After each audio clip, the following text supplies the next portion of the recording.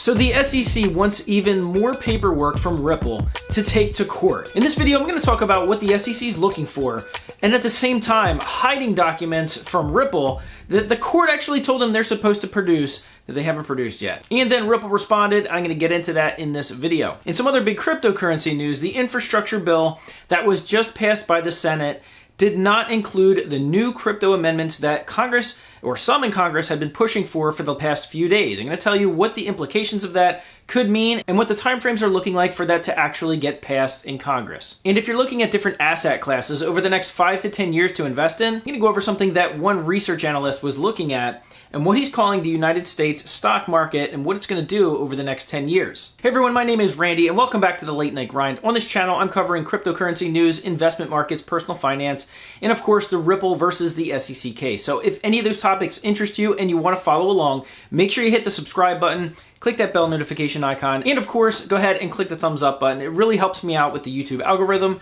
Basically just tells YouTube to share this video with new audiences. So if you do that, I'd greatly appreciate it. All right, well, let's jump into it. So we're going to start off talking about the infrastructure package, the infrastructure deal that the Senate just passed today. They voted this morning to pass the $1 trillion infrastructure bill, which is actually part one of essentially a two-part spending bill that the Democrats are trying to pass through the U.S. government. Well, yesterday there was a lot of talk in the crypto space and even the mainstream space talking about an amendment that certain senators were trying to get added or installed into this infrastructure bill, mainly changing some of the language because of what that would actually do to certain parts of the crypto industry. Now, originally what was written into this infrastructure bill shouldn't be there in the first place, but it is. It was basically regarding reporting on tax information. So anybody that they deemed a broker is now going to have to report tax information to the IRS about its users. Well, Ted Cruz, among several other Republican senators, as well as a couple Democrat senators, wanted new verbiage and new language to be amended and rewritten and added into this infrastructure bill. And there was actually several competing amendments. And what they decided to do was go to the U.S. Treasury and Janet Yellen and kind of work things out. They did, and as they said, it wasn't a perfect plan, it wasn't a perfect amendment, but it was much better than what was originally written. Janet Yellen said she would not block it. So they then had a vote, and of course, it didn't pass. I have a video on it that I will link up here. If you want to go see the ins and outs of who blocked it and why and kind of the details of that, you can go and check out that video after you're done watching this video. But nonetheless, it didn't pass.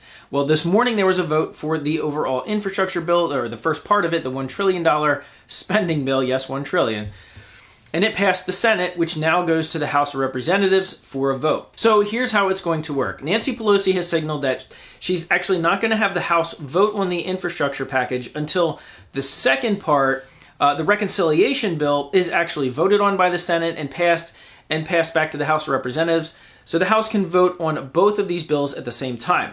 Now, this first part was a $1 trillion spending bill. The second part, the reconciliation bill, is it's a $3.5 trillion spending bill. I can't believe I'm saying that. And not only that, it's a reconciliation bill, which means Democrats can pass it without any Republican votes. As long as they get all the Democrats on board, every single one of them, including the vice president, that they will be able to pass this spending bill as long as it gets passed by the House of Representatives, which of course it looks like it probably would.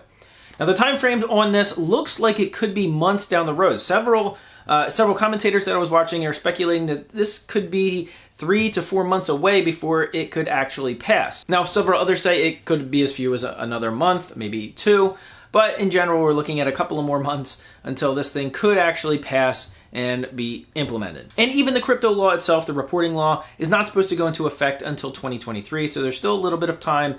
But regardless, there's a lot of people that are not happy about it. Because as we've seen from all this spending done over the past couple of years, what the biggest result is inflation. And when mainstream media starts talking about inflation, you know that it's actually happening. And obviously, especially in the United States, you can see it happening all over the place. So I was watching a commentator this morning, and he was talking about the different markets and how they perform and what inflation is actually going to do to some of these markets.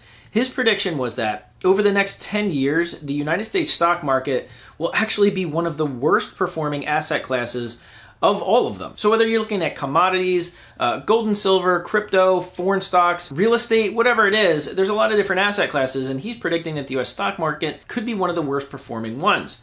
If only there was another burgeoning asset class that is just blowing numbers out of the water, kind of like the internet did in the mid-90s. I wonder if there's another... Oh, crypto. That's right. And speaking of the crypto industry, some news came out regarding the SEC versus Ripple case. So the SEC has been, the judge presiding over the case has actually told the SEC 3 times now that they have to produce certain documents relating to their discussions about whether or not Ethereum and Bitcoin were actually securities, or XRP, and any discussions that they had internally. Now, this is supposed to involve not just the SEC, but any government agency that had any discussions with the SEC and all of those documents. To this point, they have yet to turn over anything. 0. But not only that, the SEC is now coming back and telling the judge that they want more documents from Ripple. In fact, they want Slack documents, which if you're not familiar with Slack, it's basically what a lot of bigger organizations use for internal communication, kind of like ongoing chat rooms or instant messaging. And the SEC now claims that they should have privilege in seeing what Ripple's employees were actually talking about through these Slack channels. Ripple has asked for an extension to get some of these documents together. Most likely they're going to talk about if they even need to get these documents together. But nonetheless, they put together an 8-page joint letter to the judge, that is Ripple and its 2 executives, Chris Larsen and Brad Garlinghouse, in going after the SEC for their documents that they're not turning over. And I feel like I've made several videos on this already, just on this document issue alone, because the SEC keeps claiming that there's certain privileges which means they can't disclose certain documents to certain people, yada yada. It feels like it's just their go-to excuse for everything. But if you want to keep up with the rest of the case, make sure you hit the subscribe button, especially if you're new to this channel. As well as if you want to keep up with any of the investment markets, the crypto markets, cryptocurrency news, make sure you are a subscriber. I'd really appreciate it. I just passed 55,000 subscribers this morning. That is just crazy to me.